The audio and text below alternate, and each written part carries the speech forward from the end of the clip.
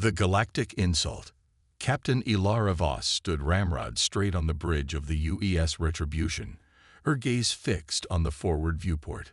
Beyond the transparent alloy stretched the endless expanse of space, stars glittering like shards of cold fire against the infinite dark. But Voss's attention was locked on the sleek alien ship drifting alongside her own vessel.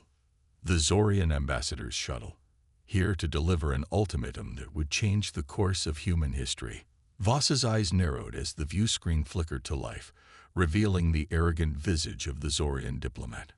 Ambassador Zirax, clad in the elaborate regalia of his station, regarded Voss with an air of sneering condescension. The Zorian's pale blue skin was smooth and unblemished, his large black eyes fathomless and cold. "Captain Voss," Zirax began, his voice dripping with disdain, "I have come to accept your planet's unconditional surrender to the might of the Zorian Empire." Voss felt her bridge crew stiffen around her, a collective intake of breath at the sheer audacity of the demand. She herself remained impassive, her expression carved from stone. "With all due respect, Ambassador," Voss replied coolly, "Earth has no intention of surrendering to anyone, least of all to an empire that considers diplomacy to be little more than barely veiled threats." Zirax's thin lips curled into a humorless smile. "You humans, so proud, so defiant, and so very, very foolish. Do you truly believe your primitive species can stand against the might of the Zorian fleets?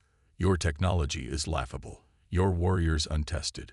You would be crushed like insects beneath our heel." Voss leaned forward, her eyes blazing. "I think you'll find, Ambassador, that we humans are full of surprises. We do not cower, we do not yield, and we certainly do not surrender." The Zorian's face contorted with rage at her words. "Then you have sealed your own doom, Captain. When the Zorian armada arrives at your pitiful world, we will burn your cities to ash. We will slaughter your people like cattle. And as your civilization crumbles around you, you will beg for the mercy of a quick death." Voss smiled then, a cold, predatory thing that made even the hardened Zorian diplomat flinch. "You want war, Ambassador. Then war you shall have. But know this, it is not Earth that will burn. It is not humanity that will beg for mercy. When the dust settles and the blood dries, it will be the Zorian who will regret ever thinking they could threaten our world." With a flick of her wrist, Voss severed the connection, plunging the view screen into darkness. She turned to face her crew, taking in their shocked, angry faces. "My fellow humans," she began, her voice soft but filled with steel, "the Zorian Empire has declared war on Earth. They believe us weak. They believe us inferior. But they are about to learn the true strength of the human spirit. We will not bow. We will not break. And we will show them what it means to awaken the fury of Earth." As one, her crew erupted into fierce, defiant cheers. In that moment, as the specter of war loomed on the horizon, Captain Ilara Voss knew one thing with absolute certainty. The Zorian had no idea what they had just unleashed. Uncagging the beast. News of the Zorian ultimatum spread like wildfire across Earth and its colonies. The planet was in an uproar, with citizens demanding action against the alien threat. In the halls of power, Earth's leaders convened in emergency sessions, debating the best course of action. But for Captain Ilara Voss and the Earth Defense Fleet, there was no debate. The Zorians had declared war, and it was the fleet's duty to respond with the full might of human military prowess. Voss strode through the corridors of Earth's Central Military Command, her footsteps echoing on the polished metal floor. Around her, the base was a hive of activity, with officers and crew rushing to prepare for the coming conflict. She entered the main briefing room, where Earth's top admiral, a grizzled veteran named Marcus Thorne, stood before a holographic display of the galaxy.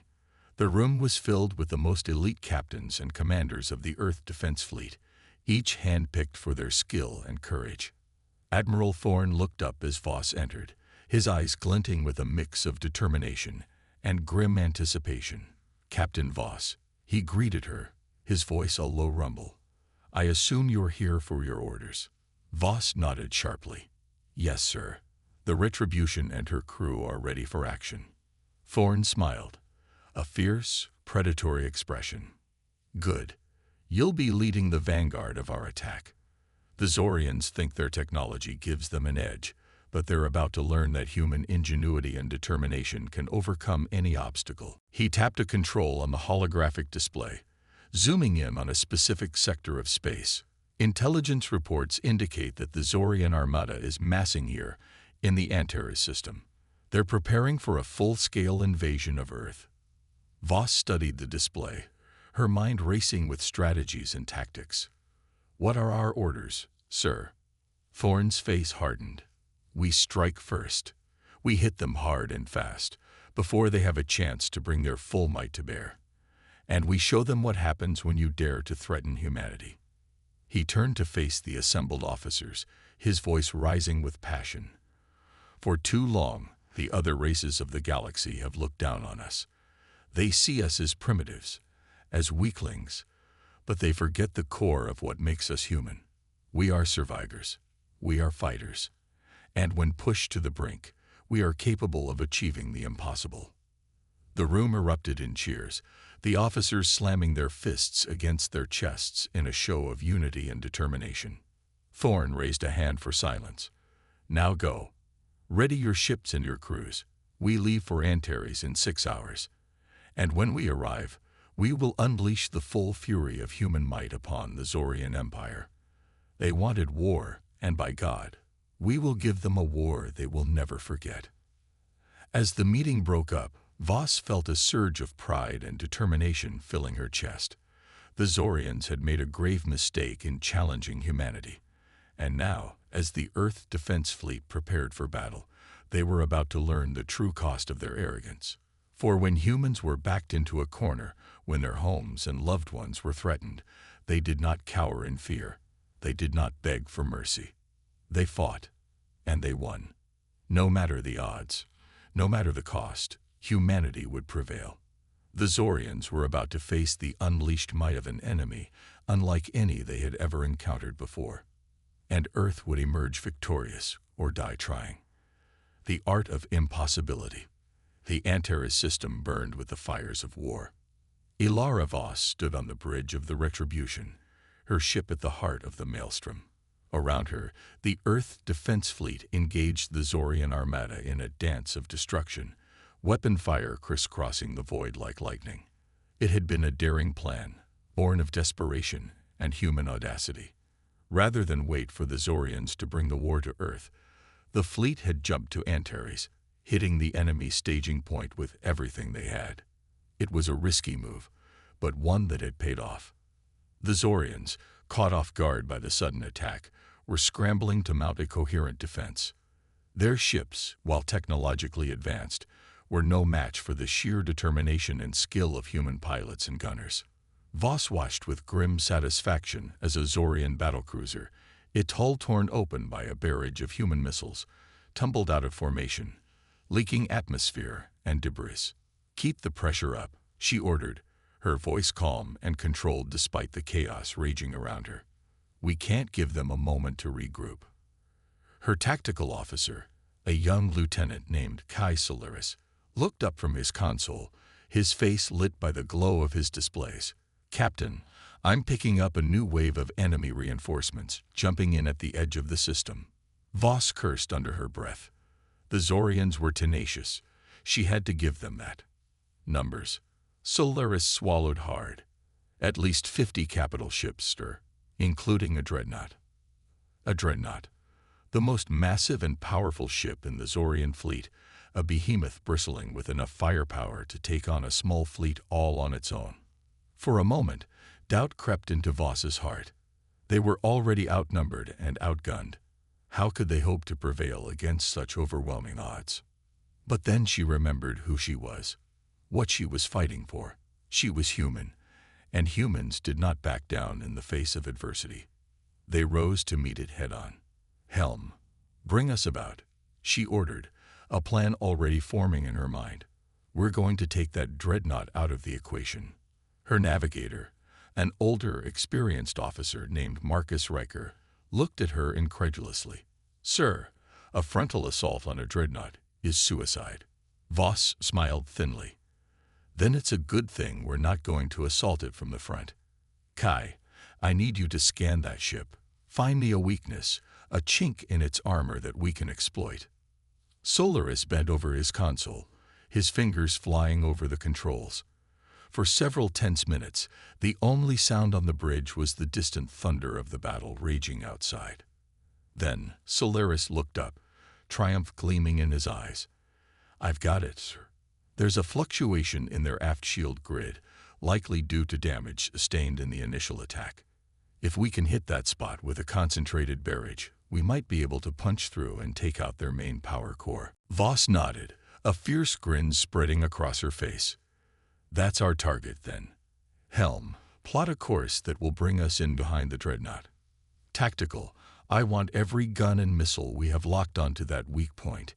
Engineering, divert all available power to weapons and engines. We're going to need every ounce of speed and firepower we can muster." As her crew scrambled to carry out her orders, Voss felt a surge of pride. This was humanity at its finest, innovating, adapting, finding a way to triumph against impossible odds. The Zorians thought they knew the limits of human capability. They were about to learn just how wrong they were. For when faced with annihilation, humans didn't just survive. They excelled. When cornered, we become devils. The Zorian counterattack came swiftly and without mercy. Reeling from their losses at Antares, the Zorians regrouped and launched a punishing assault on Earth itself. Massive Zorian warships emerged from hyperspace in Earth's orbit, their weapons already charged and primed. On the surface, panic gripped the planet as the first bombardments began. Cities burned under the onslaught, millions crying out in terror as their world crumbled around them.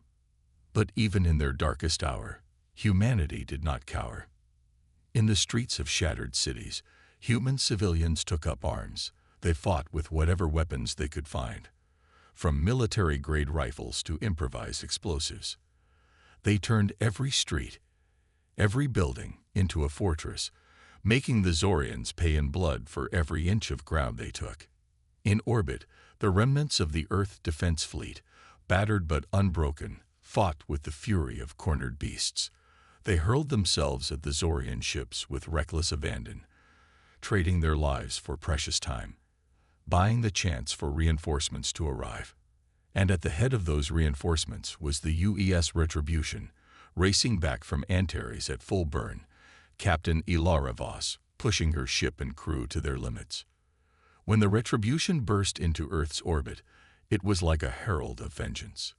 Voss wasted no time, directing her ship into the heart of the Zorian fleet, weapons blazing, engines straining. "We can't let them destroy our home," she snarled through gritted teeth as the Retribution shuddered under a barrage of Zorian fire. "Tactical, hit them with everything we've got. Engineering, I need more power to the forward shields." Her crew responded with the efficiency born of desperation, the Retribution's guns roaring defiance as they poured fire into the Zorian ranks. But even with the Retribution's arrival, the odds were grim. The Zorians still outnumbered the human forces, and their ships were formidable. It would take a miracle to turn the tide, or perhaps a secret weapon. "Captain," came the voice of her weapons officer, Lieutenant Sarah Malik. "The prototype is ready. On your order." Voss hesitated for only a moment. The prototype was a new weapon, a last-ditch project developed by Earth's top scientists. It was untested, unpredictable, and potentially catastrophic. But they were out of options and out of time. "Do it," she ordered, her voice steady despite the fear gripping her heart. "Activate the prototype." There was a moment of tense silence. Then, from the belly of the Retribution, a bright lance of energy erupted, a beam of pure destruction that cut through the Zorian fleet like a scythe through wheat.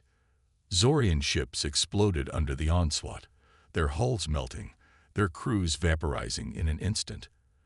The prototype weapon swept across the battlefield, leaving nothing but destruction in its wake. And in the heart of her ship, Captain Ilara Voss watched, her face lit by the glow of the devastation, a grim smile on her lips. The Zorians had come to Earth expecting an easy victory. They had come expecting to face a primitive, defenseless species. Instead, they had found a race of warriors, a species that, when pushed to the brink, when cornered and bloodied, and on the verge of annihilation, did not surrender. No, when faced with extinction, humanity became something else entirely. They became devils, and heaven help any who stood in their way. No darkness deep enough. In the aftermath of the battle for Earth, a grim silence fell over the planet. The Zorian fleet, shattered by the prototype weapon, had retreated to lick their wounds, but the scars of their assault remained. Cities lay in ruins, millions dead or displaced, the once verdant surface now pockmarked with craters and ash. But even in victory, there was no rest for the defenders of Earth. For the Zorians, in their desperation and cruelty, had resorted to the unthinkable. Reports began to filter in from the far-flung human colonies, tales of Zorian atrocities, of entire populations slaughtered, of prisoners tortured and experimented upon. The Zorians, it seemed, were determined to make humanity suffer, even if they could not conquer them outright. For Captain Ilara Voss, the news was a punch to the gut. She had fought to defend these colonies, these brave pioneers who had ventured out into the stars to forge a new future for humanity. To hear of their suffering, their destruction, was almost too much to bear. But she did not have the luxury of grief. Not now. Not when there was still work to be done. Set a course for the Erebus system, she ordered, her voice hard and cold as steel. We've received an emergency distress call from the colony there. Zorian forces have overrun the settlement and taken the survivors prisoner. Her crew, exhausted and battered but still unbowed, leaped to obey. The Retribution, its hull scared and pitted from countless battles, powered up its engines and leaped into the void. When they arrived at Erebus, the scene was one of nightmare. The colony was in ruins, its buildings shattered, its streets choked with the bodies of the dead, and in the heart of the settlement, a Zorian prison camp, its cages filled with the starving, the beaten, the broken. Voss felt a white-hot rage build in her chest at the sight. These were her people, innocent civilians, subjected to the most horrific cruelties imaginable. And for what? For the crime of being human. All units, prepare for ground assault, she snapped, checking the charge on her rifle. We're going in, and we're not leaving a single human behind. What followed was a battle that would go down in the annals of human history. Captain Voss and her Marines, backed by the heavy guns of the Retribution, stormed the Zorian camp, engaging the alien guards in vicious close-quarters combat. They fought with a savagery born of righteous fury, each human a whirlwind of rage and retribution. And in the end, against all odds, they triumphed. The prisoners were freed, the Zorian guards lying dead at their feet. As the rescued colonists wept with joy and relief, Voss stood amidst the carnage, her armor splattered with alien blood, her eyes hard and bright. This was the true face of humanity, she realized. Not the soft, the weak, the easily cowed, but the fierce, the indomitable, the utterly unrelenting. The Zorians had sought to break them, to crush their spirit through cruelty and terror. But they had only succeeded in stoking the fires of human defiance, in forging a race of warriors who would never, ever submit. The Zorians had sown the wind, and now they would reap the whirlwind. For there was no darkness deep enough, no corner of the galaxy far enough, to hide from the wrath of a species pushed to the brink. Humanity was coming, and heaven help any who stood in their way, bringing hell to your doorstep. In the heart of the Zorian Empire, on the sprawling homeworld of Zoria Prime, Emperor Kazan sat upon his throne of carved obsidian, his face a mask of cold contemplation. Around him, the grandeur of his palace seemed to mock him, the soaring architecture and priceless artworks now hollow and meaningless in the face of his empire's impending doom. For the humans were coming, and they were bringing hell with them. It had seemed like such a simple thing at first. A primitive species, technologically inferior, ripe for conquest. Kazan had ordered their subjugation almost as an afterthought, confident in the might of his armies, the invincibility of his fleets. But he had been wrong. So very, very wrong. The humans had fought with a ferocity that defied belief. They had met the Zorian onslaught with unwavering courage, had turned their own worlds into fortresses, had bled and died, and still refused to yield. And now, impossibly, they were on the offensive. Kazan clenched his fists, his claws digging into his palms. He had thrown everything he had at the humans, his best troops, his most advanced weapons, even the dark sorceries of his secret research divisions. But nothing had stopped them. Nothing had even slowed them down. And now, they were at his doorstep. The palace shook with the force of orbital bombardment, the humans' mighty warships raining destruction from the skies. In the streets beyond, Kazan could hear the sounds of battle, the crack of human rifles, the screams of the dying. His own guards, the elite warriors of the imperial household, had sworn to defend him to their last breath. But Kazan knew with a sinking certainty that it would not be enough. Not against an enemy like this. The doors to the throne room burst open, and a figure strode in, flanked by a squad of armored human soldiers. It was her, the one they called Captain Voss, the demon who had led the human forces to victory after victory. She was clad in battle-scarred armor, her face streaked with blood and grime, her eyes blazing with a fire that seemed to consume everything in its path. "Emperor Kazan," she said, her voice ringing out clear and strong in the sudden silence. "Your reign of terror ends now." Kazan rose from his throne, drawing himself up to his full, imposing height. "You think you've won, human," he snarled, baring his fangs. "You think you can defeat the might of the Zorian Empire." Voss smiled, a cold, predatory thing. "We already have." And with that, she raised her rifle and fired.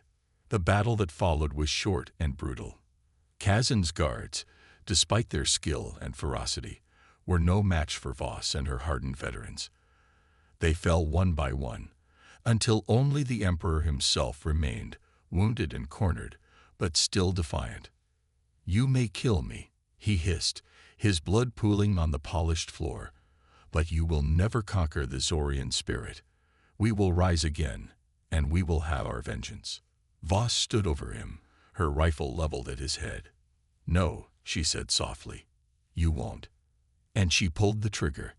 In the aftermath, as the human forces secured the palace and began the long process of dismantling the Zorian war machine, Captain Ilara Voss stood on the balcony of the Emperor's chambers, looking out over the burning city. They had won. Against all odds, against an enemy that had seemed unbeatable, they had triumphed. But the cost had been high. So many lives lost, so much destruction wrought. And yet, as she watched the human flag rise over the conquered capital, Voss felt a sense of grim pride. They had shown the galaxy the true strength of the human spirit. They had proven, beyond any doubt, that there was no force in the universe that could conquer the indomitable will of humanity. They were the masters of their own destiny, and woe betide any who dared to stand in their way. For this was the lesson the Zorians, in their arrogance, had failed to learn. When you cornered humanity, when you pushed them to the brink of annihilation, they did not break. They fought back, and they brought hell with them.